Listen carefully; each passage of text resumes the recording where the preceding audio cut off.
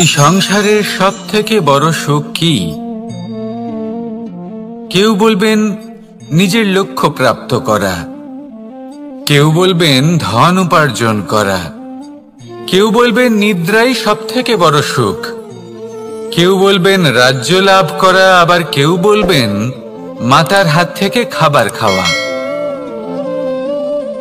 আদি ইত্যাদি। কিন্তু যদি সত্যি কথা বলি, এই সংসারের সবথেকে বড় সুখ হলো সেবা করা। কখনো কাউকে সেবা করে দেখুন। এই সেবা দ্বারা অন্য কোনো মানুষের আশীর্বাদ লাভ করাতেই সুখ রয়েছে। আপনার সেবা ভাব দ্বারা যখন কোনো মানুষ নিজের অন্তরাত্মা থেকে আপনাকে আশীর্বাদ করে, তার থেকে বড় সুখ আর কিছুই নেই। কারণ প্রত্যেক মানুষের মধ্যে ঈশ্বর বাস করেন। নরের সেবাই হলো নারায়ণের সেবা। নিষ্কাম সেবা করাই হলো সবথেকে বড় সুখ। তাই নিজের অন্তরে সেবার এই ভাব জাগ্রত করুন। যে সুখের কথা আমি বলছি, সেই সুখ অনুভব করেই দেখুন। এই মন সুপ্রসন্ন হয়ে বলবে, রাধা রাধা। বাহ! পুষ্পের সুবাস আমার খুব ভালো লাগে। অত্যন্ত সুন্দর হয় এই পুষ্প। এইভাবে চারিদিকে পুষ্প দেখে মন আনন্দিত হয়ে ওঠে। এবার আপনারা ভেবে দেখুন, আমার চারিদিকে পুষ্প নয়, আগুন আছে। তাহলে কি হবে? আমার শরীর কি জ্বলে যাবে না? অবশ্যই জ্বলবে। শরীরকে কি আগুনের তাপ সহ্য করতে হবে না? অবশ্যই সহ্য করতে হবে। এটাই হলো প্রকৃতির নিয়ম। এই নিয়ম কিন্তু আমরা সবাই জানি, কিন্তু আমাদের মধ্যে বেশিরভাগ মানুষ এই বিভ্রান্তি নিয়ে বাঁচি যে এই যে প্রকৃতির নিয়ম, তা আমার ওপর প্রযোজ্য নয়। তা কিন্তু নয়। আমাদের চতুর্দিকে এই যে নিসর্গ রয়েছে, আমরা তার কতটা ক্ষতি করি সেটা একবার ভেবে দেখুন। আমরা বনাঞ্চল জ্বালিয়ে দিই, বায়ু দূষিত করি, জল দূষিত করি, প্রাণীদের হত্যা আমরা করি। কেন? এই নিসর্গ আমরা নষ্ট করি, যদিও আমরা জানি যে আমরাও হলাম এই নিসর্গেরই অংশ। এবার দেখুন, শরীরের কোনো অংশে যদি আগুন ধরান, আস্তে আস্তে সমস্ত শরীরও জ্বলে যাবে। সেইভাবেই নিসর্গ যদি নষ্ট হয়ে যায়, তাহলে মনুষ্য জাতিও নষ্ট হয়ে যাবে। তাই এই যে নিসর্গ আপনি দেখছেন, এই পুষ্প, এই বৃক্ষ, বায়ু, জল, এদের সকলকে রক্ষা করুন, নষ্ট নয়। মনে রাখবেন, যদি নিসর্গ থাকে মানুষ থাকবে, যদি নিসর্গ থাকে তাহলেই জীবন থাকবে। আসুন আমার সাথে ভালোবেসে বলুন, রাধা রাধা। এই সংসারে সবাই বলেন আমি অর্জুনের মতো হয়ে উঠতে চাই। সবাই চায় যে তারাও যেন অর্জুনের মতো গান্ডীব লাভ করে। তারাও চায় যে তাদেরকেও মহাদেব এসে পশুপতি অস্ত্র দান করবেন। তারাও এটাই চায় মহাভারতের মতো মহাসংগ্রামে বিজয়ী হতে। কিন্তু সবাই ভুলে যান যে অর্জুন যা হতে পেরেছিলেন, সবকিছুই অর্জন করেছিলেন। যদি আপনিও অর্জুনের মতো গান্ডীব লাভ করতে চান, তবে আপনাকেও তার মতোই শ্রেষ্ঠ কাঠ নির্বাচন করতে হবে। সেই কর্ম আপনাকেই করতে হবে। তার প্রত্যঞ্চা যাতে তীব্র হয়, তার জন্য আপনাকে সর্বশ্রেষ্ঠ দড়ি খুঁজে বের করতে হবে। আপনার বাণ যাতে ঘাতক হয়, সেই জন্য আপনাকে নতুন নতুন ধাতু খুঁজে বের করতে হবে। সেই শিক্ষা আপনাকে লাভ করতে হবে, তবেই আপনার ইচ্ছে পূর্ণ হবে। অর্জুন হওয়া বড়ই সরল, যদি আপনি কিভাবে অর্জন করতে হয় তা জানেন। শুধুমাত্র স্বপ্ন দেখেন যারা, তারা কখনোই অর্জন করতে পারবেন না। কিন্তু যদি কেউ অজ্ঞাতবাস ভোগ করতে পারে, যদি কেউ লাক্ষাগৃহ থেকে পালিয়ে বাঁচতে পারে, যদি কেউ কঠোর তপস্যা করতে পারে, প্রতীক্ষা করতে পারে এবং পরিশ্রম করতে পারে, তাহলে সে অর্জুন অবশ্যই হয়ে উঠবে। যদি আপনি অর্জুন হয়ে উঠতে চান, তাহলে কর্ম করতে শিখুন আর আমার সাথে ভালোবেসে বলুন, রাধা রাধা। জীবন থাকলে লক্ষ্য অবশ্যই থাকবে। যদি লক্ষ্য থাকে, তার পথ অবশ্যই থাকবে। যদি পথ থাকে, তাহলে বাধা অবশ্যই থাকবে।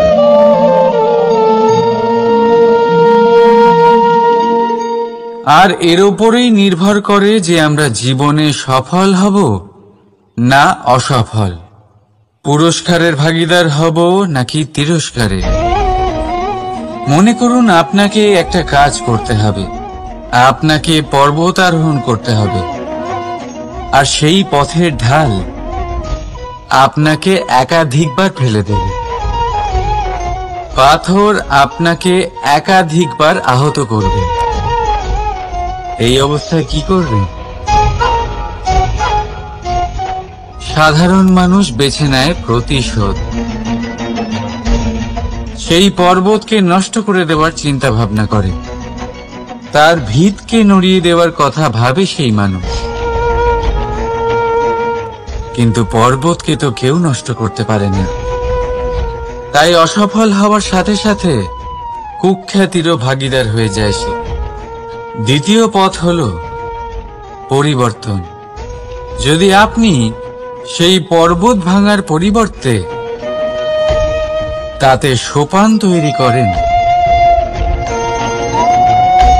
তাহলে আপনিও সেই পর্বতে উঠতে পারবেন, অন্য কেউও তাতে উঠতে পারবে, আগামী প্রজন্মও তাতে উঠতে পারবে, আর সেই আগামী প্রজন্ম সর্বদা আপনার সুনাম করবে। তাই জীবনে প্রতিশোধ নয়, পরিবর্তন বাছুন। বদলা নয়, বদল বেছে নিন। আপনার বাধা আপনার বন্ধু হয়ে যাবে। রাধা রাধা।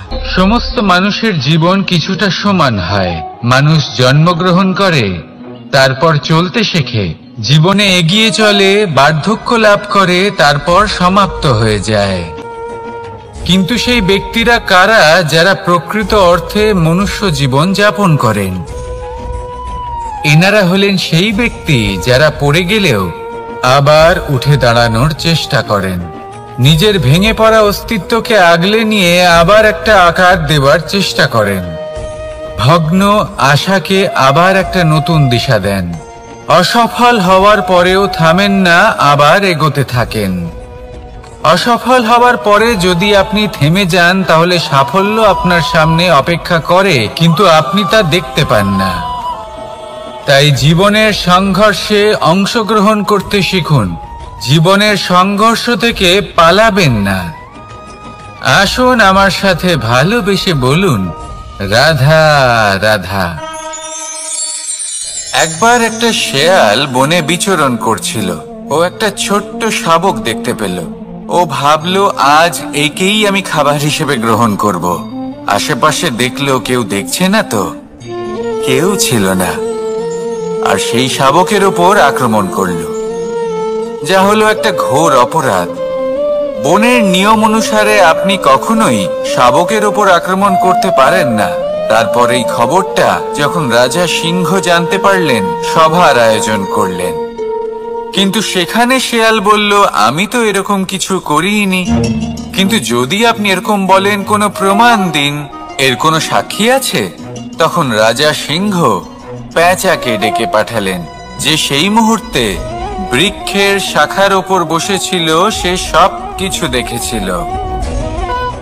পেঁচা সব সত্যি কথা বলল, আর শেয়ালকে মৃত্যুদণ্ড দেয়া হলো। এবার এই কাহিনী আমি আপনাকে কেন শোনালাম? কারণ মানুষও কখনো কখনো এরকম কর্ম করেন যা শিয়াল করেছে। এটা ভাবেন কেউ দেখছে না যখন আমি অনুচিত কর্ম করতেই পারি, কিন্তু না, আপনি যাই করুন না কেন কেউ না কেউ অবশ্যই তা দেখছে। কোনো ব্যক্তি না হলেও কোনো প্রাণী, না হলে কোনো যক্ষ বা দেব বা প্রেত। যদি এনারা কেউ না দেখেন, তাহলে ধরিত্রী মাতা দেখেন যেখানে দাঁড়িয়ে আপনি সেই কর্ম করছেন, তাই না? তাই একটা কথা সবসময় মনে রাখবেন, কে দেখছেন কে দেখছেন না সেই বিষয়ে ভাবা ছেড়ে দিন। এটা খুব সহজ কথা। আপনি যদি উচিত কর্ম করেন উচিত ফল পাবেন, যদি অনুচিত কর্ম করেন তাহলে আপনি অনুচিত ফল অবশ্যই পাবেন। সেই জন্য উচিত পথে চলতে থাকুন, উচিত কর্ম করতে থাকুন, আর আমার সাথে ভালোবেসে বলুন, রাধা রাধা। আপনি কখনো কোনো বাজকে নিজের বাসা বানাতে দেখেছেন? এই বাজ যখনই কোনো বাসা বানায় তখন উঁচু গাছের ডালে বা কোনো পর্বতের শিখরে বাসা বানায়, অনেক উচ্চতায়, আর সেখানে তার সন্তানও জন্মগ্রহণ করে। যখন এই সন্তানেরা জন্মায় তখন এই বাজ খুবই ভালোবেসে এবং খুব সাবধানে এদের পালন পোষণ করে। নিজের ঠোঁট দিয়ে তাদের ঠোঁটে খাবার পরিবেশন করে। কিন্তু যেই সেই সন্তানেরা হৃষ্টপুষ্ট হয়ে যায় এবং সেই কথা বাজ নিজে বুঝতে পেরে যায়, সেই বাজ নিজেই সেই বাসা ছিন্ন ভিন্ন করে দেয়। সেই সন্তান যাদের সবেমাত্র ডানা গজিয়েছে, কিভাবে উড়তে হয় তারা জানে না, সেই সন্তানগুলিকে উচ্চতা থেকে ঠেলে দেয়। সেই সন্তান প্রথমে ভয়ভীত হয়ে যায়। তারা সামনে মৃত্যুকে দেখতে পেয়ে ভয়ের কারণে তাদের ডানা ঝাপটাতে থাকে, আর সেই প্রক্রিয়াতেই সেই সন্তানগুলি উড়তে শুরু করে দেয়। এবার এই ঘটনায় আমরা কি শিক্ষা পেতে পারি? এটাই, যদি আপনি মাতা পিতা হন তাহলে নিজের সন্তানকে অবশ্যই স্নেহ করুন, কিন্তু তাদেরকে নিজের আঁচলের তলায় বেঁধে রাখবেন না। যদি আপনি চান আপনার সন্তান জীবনে উন্নতি করুক, তাহলে নিজের মুঠো থেকে তাদের স্বতন্ত্র করে দিন, এই সংসারে সংঘর্ষ করতে দিন।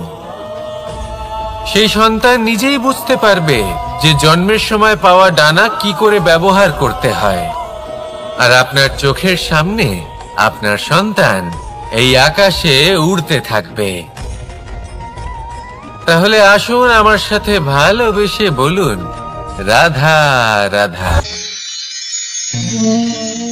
সংসারে সবচেয়ে পবিত্র মানা হয় গঙ্গা জলকে। কখনো ভেবে দেখেছেন কেন? কারণ গঙ্গা জলের আবির্ভাব অত্যন্ত শুদ্ধ হয়, তার জন্ম শুদ্ধ হয়, যেখান থেকে তার শুরু সেটাই শুদ্ধ হয়। আর শুরুটা শুদ্ধ হওয়া অত্যন্ত আবশ্যক। আমাদের জীবনে সবই শুরু হয় আমাদের ভাবনা থেকে। নিজের ভাবনাকে শুদ্ধ রাখুন, কারণ এই ভাবনা থেকেই আবির্ভাব হয় শব্দের। আপনার শব্দ শুদ্ধ রাখুন, কারণ এই শব্দ দ্বারাই আপনার কাজ সম্পন্ন হয়। আপনার কাজ শুদ্ধ রাখুন, কারণ এই কাজ দ্বারাই তৈরি হবে আপনার স্বভাব। স্বভাব থেকেই তৈরি হয় আপনার অভ্যাস, আর অভ্যাস থেকে তৈরি হয় আপনার চরিত্র। আর এই চরিত্র সংসারের সমক্ষে এক আদর্শ হয়ে ওঠে। তাই ভাবনা থেকে আদর্শের এই যাত্রা শুভ তখনই হয়ে ওঠে যখন আপনার ভাবনা শুদ্ধ হয়। এই সংসারে, এই জীবনে নিজের ভাবনা শুভ রাখলে, শুদ্ধ করলে আপনার মন সুপ্রসন্ন হয়ে বলবে, রাধা রাধা। মানুষ জন্মগ্রহণ করে, তার সাথে ভয়েরও জন্ম হয়। ছোটবেলা থেকেই আমাদের মনে কোনো না কোনো প্রকারের ভয় থেকেই যায়।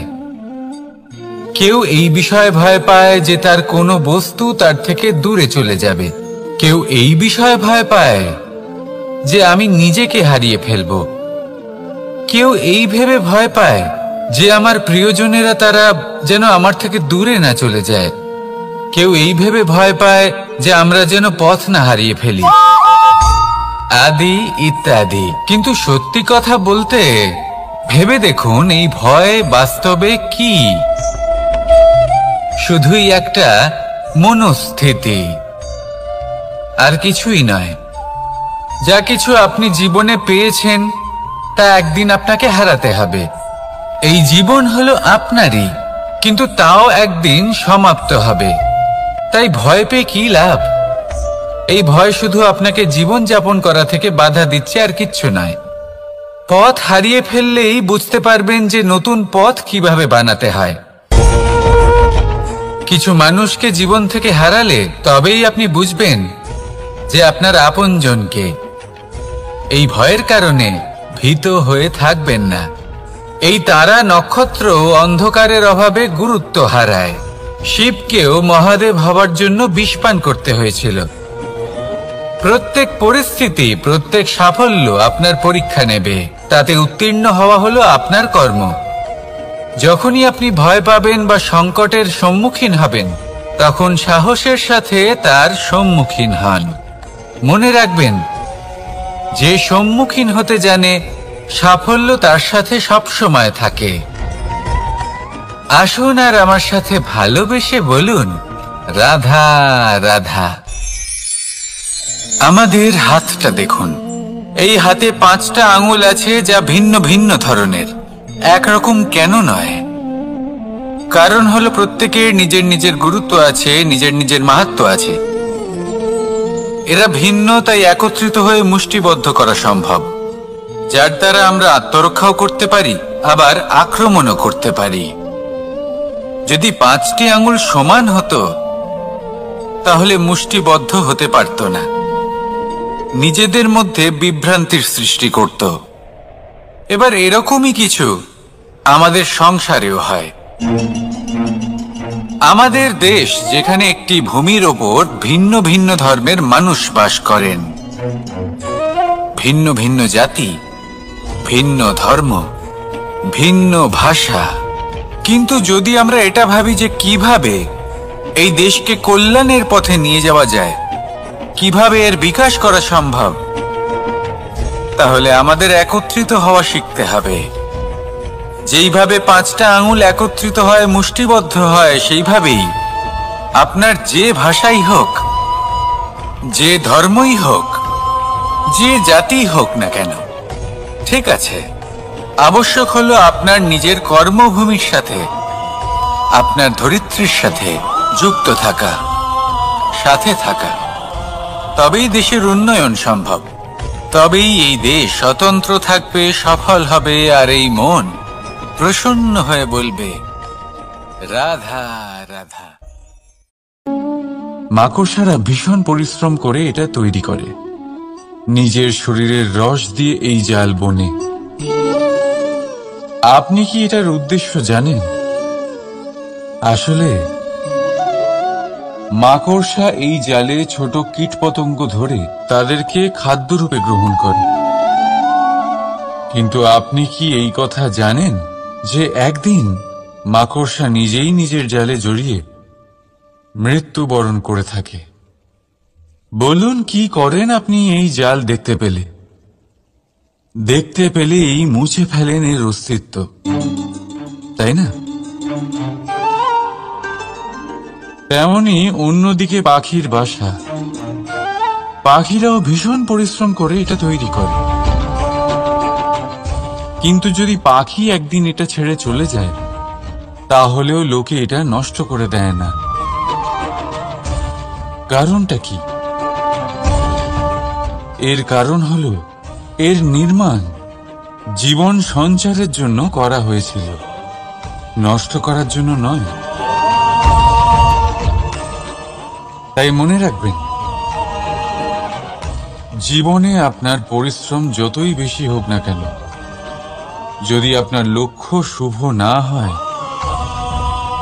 তাহলে আপনারও বিনাশ নিশ্চিত। তাই সৃজন করতেই থাকুন আর মুগ্ধ হয়ে বলুন, রাধা রাধা।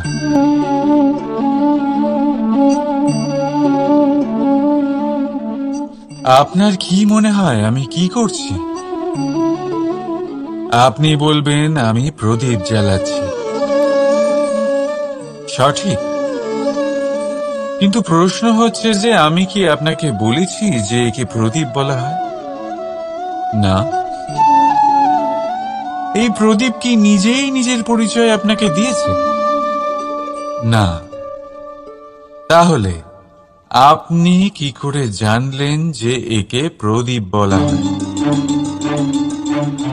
উত্তর হচ্ছে প্রকাশ। যে স্বয়ং জ্বলে অন্ধকারের মধ্যে সংসারকে পথ দেখায়, সেটাই প্রদীপ। যা নিরাশার মাঝে আশার আলো প্রদর্শন করে, সেটাই প্রদীপ। অপর দিকে আছে সাপ, যাকে না দেখেও তার ফনার আওয়াজ শুনেই লোকে ভয় পেয়ে যায়। তার মানে ব্যক্তির পরিচয় তার কর্মের দ্বারা পাওয়া যায়। তাই আপনার এটা বলার প্রয়োজন নেই যে আপনার পরিচয় কি। এটা আপনার কর্মই নিশ্চিত করবে যে লোকে আপনাকে প্রদীপ ভেবে ভালোবাসবে নাকি সাপ ভেবে ভীত হয়ে থাকবে। রাধা রাধা। সময় কত বিচিত্র হয়। সময় আমাদের পক্ষে থাকলে আমরা নিজেদের রাজা মনে করে নিই, আর সেই সময় যদি বিপক্ষে চলে যায় তাহলে নিঃস্ব হতে সময় লাগে না। তাই মানুষের একটা অভ্যেস আছে, খারাপ সময়ের জন্য কিছু সঞ্চয় করা। আত্মীয়, বন্ধু খারাপ সময় পাশ থেকে সরে যায়। যশ, মান প্রতিকূল সময় চিরস্থায়ী হয় না। তাই মানুষ মনে করে অর্থ সঞ্চয় করাই শ্রেয়।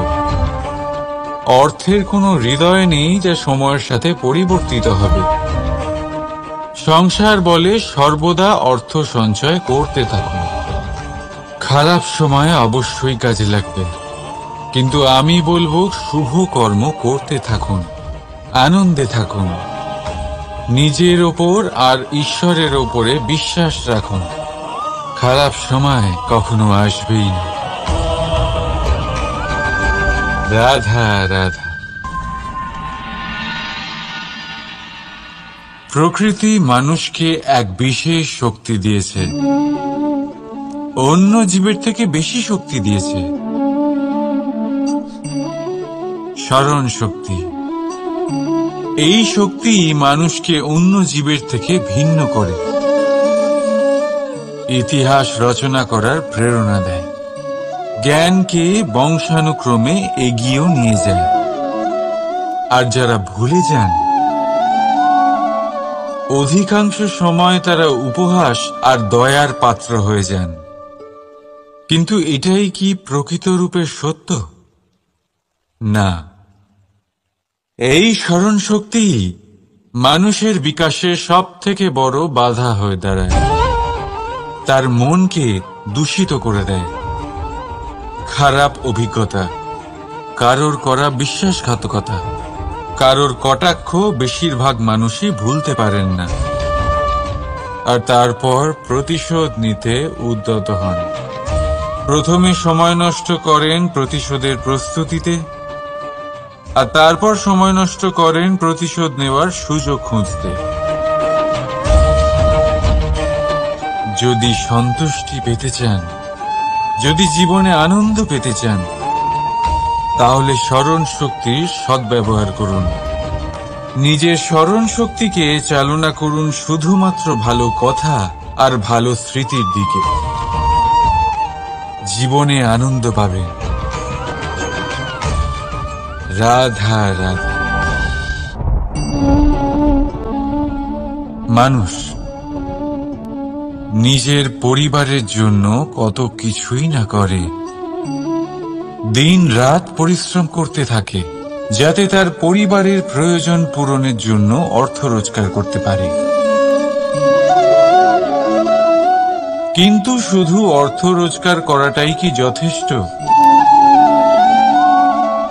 আপনি বলবেন, হ্যাঁ নিশ্চয়ই, অর্থ দিয়ে সব কিছু পাওয়া যায়, বিদ্যা পাওয়া যায়, বাড়ি পাওয়া যায়, ওষুধ পাওয়া যায়, আর কত কিছুই না পাওয়া যায়।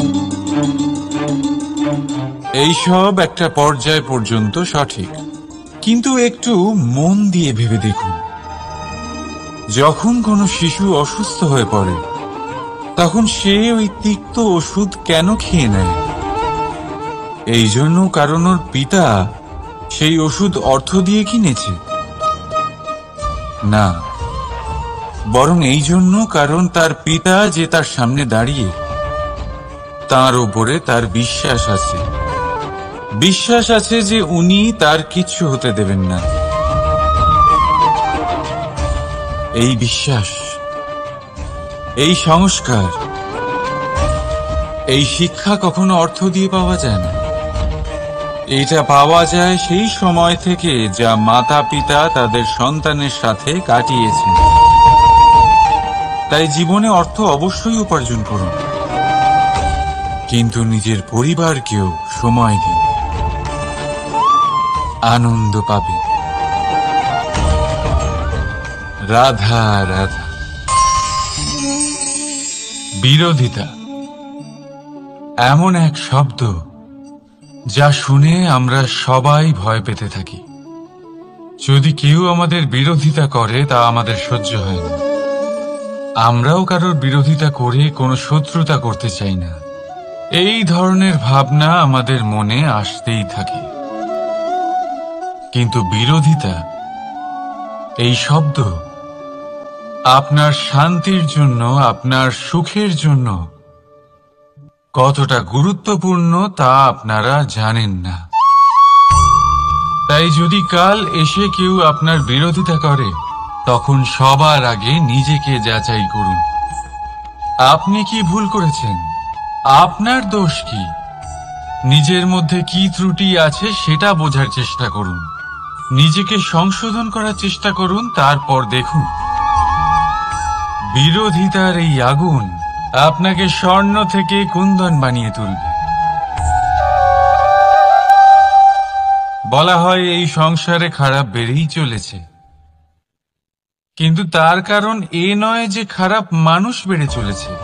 তার কারণ হলো যে ভালো মানুষ, যাদের ভালো চিন্তা, ভালো বিচারধারা আছে, তারা খারাপের বিরোধিতা করতে পারে না।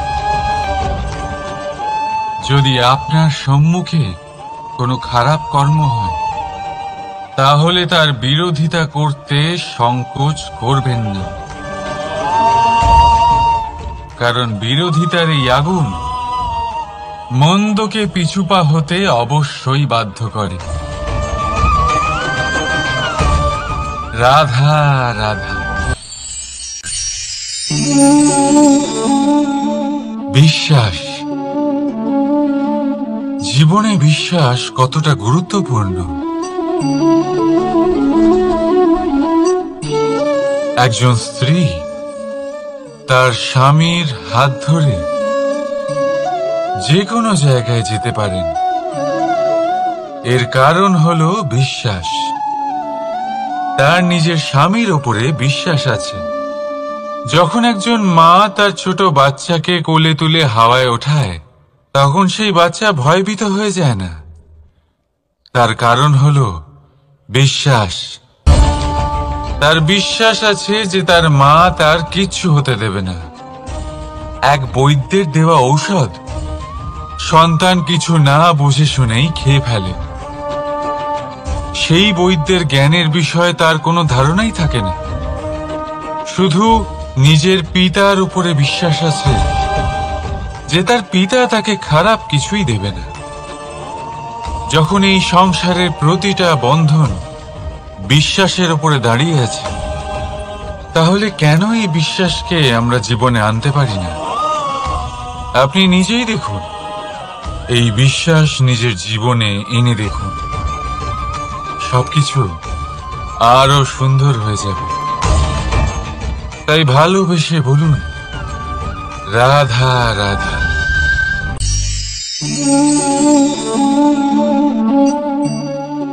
অহংকার, এই শব্দটা সবাই শুনেছেন।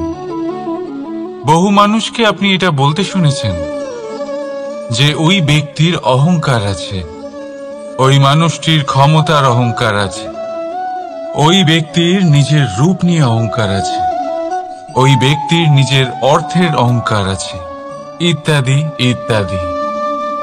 কিন্তু এই অহংকার, এর অস্তিত্ব হয় কি করে? এবারে একবার এই হাতটা দেখুন। যদি এই হাতের 5 আঙ্গুল উঠে দাঁড়ায়, আশীর্বাদ। আর যদি এই হাতের 5টা আঙ্গুল একসাথে মুঠো হয়ে যায়, শক্তি, সংকটের বিরুদ্ধে ঢাল। কিন্তু এই একটা আঙুল সংকটের কারণ হয়ে দাঁড়াতে পারে। এই একটা আঙুল শত্রুকে আহ্বান জানায়। এবার অহংকার বলে এই শব্দটাই দেখে নিন। আমাদের থেকে আলাদা হয়ে গেলে হয় অহং।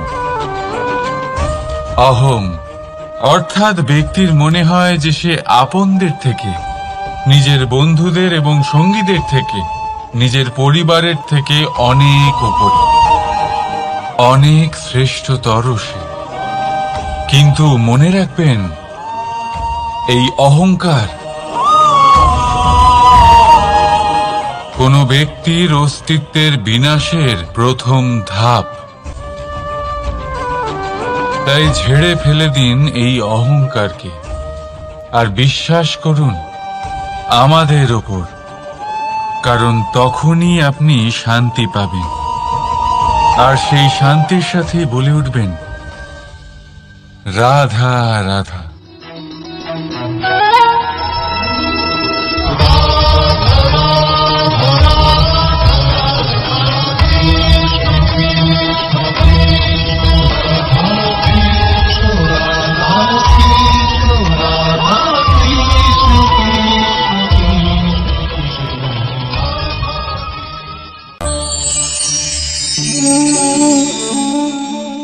সাফল্য।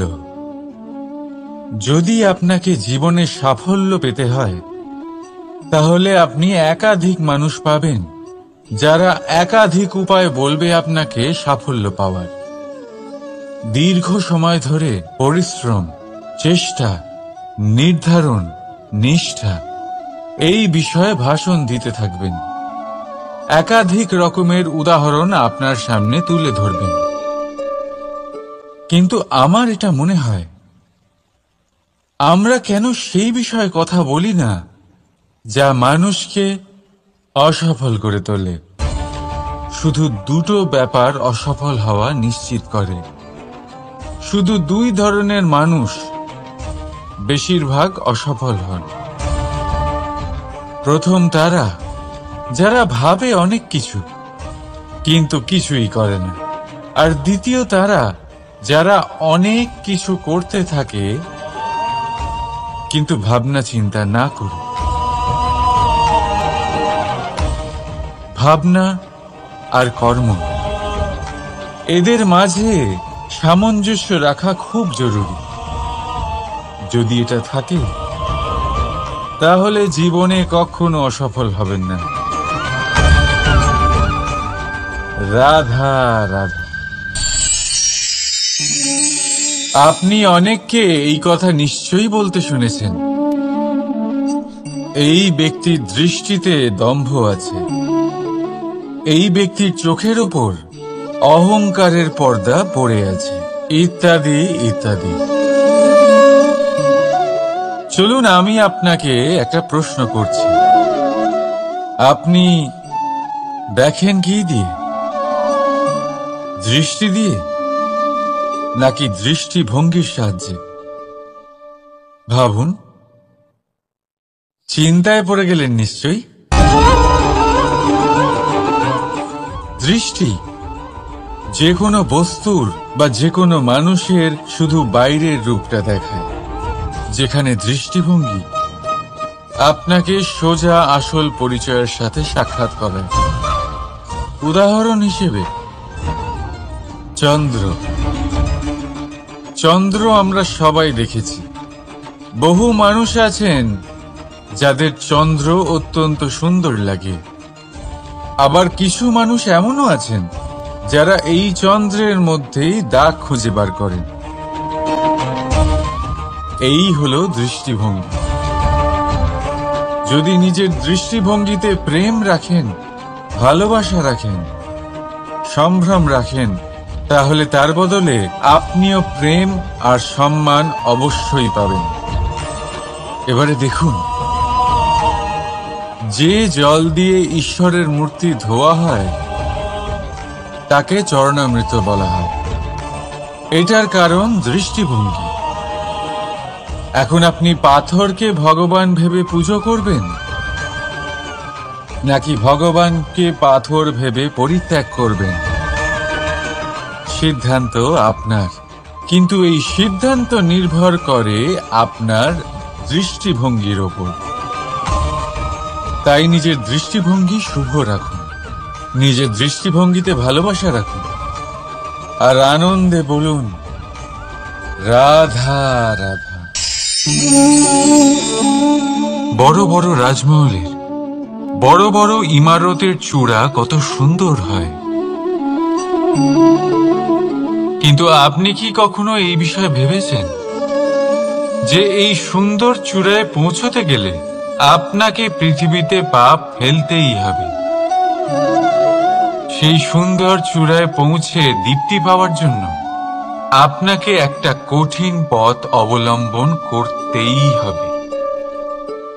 যদি আপনি কোনো কঠিন পথে না গিয়ে এই পৃথিবীর সাহায্য ছাড়াই শুধু উচ্চতার দিকে অগ্রসর হতে থাকেন, তাহলে সর্বদা অসফল হবেন। সেই জন্য নিজের স্বপ্ন পূরণের এই যাত্রাতে নিজের পথ কখনোই হারাবেন না, নিজের পথ থেকে সরবেন না। যদি এমন করেন তাহলে তো আপনার স্বপ্ন পূরণ হবেই না, তার সাথে আপনি নিজের পথও হারাবেন। রাধা রাধা। কৌতুক অর্থাৎ হাসি, এটা জীবনে কতটা গুরুত্বপূর্ণ। আমরা সর্বদাই হাসতে চাই, আমরা সর্বদা অন্যের মুখে এই হাসি দেখতে চাই। কিন্তু এই কৌতুক অনেক প্রকারের হয়, আর এই কৌতুকের ভিত্তি কি সেটাও খুব গুরুত্বপূর্ণ। কৌতুক কেবল তখনই পাবেন যখন তা শুদ্ধ মন থেকে আসবে। কৌতুক তখনই পাবেন যখন তার সামনের জনকেও হাসিয়ে তার কষ্ট হরণ করবে। এবারে যদি কৌতুক হিংসার থেকে বেরোয়, তখন তা কটাক্ষ হয়ে যায়, সামনের মানুষের মনে আঘাত করে। তারপরে সে তৈরি থাকে যে কখন আপনার উপরে আবার প্রহার করতে পারবে। তাই যদি হাস্য কাউকে ছোট করার জন্য হয়, তা হাস্য নয়, উপহাস হয়ে যায়। আর তা সামনের জনকে আনন্দ নয়, শুধু অপমান দেবে। আর অপমানিত ব্যক্তির মন তিক্ত হয়ে থাকে। তাই মনে রাখবেন যে এই কৌতুক যেন কৌতুকই থাকে, তা উপহাস বা কটাক্ষ না হয়ে যায়। রাধা রাধা।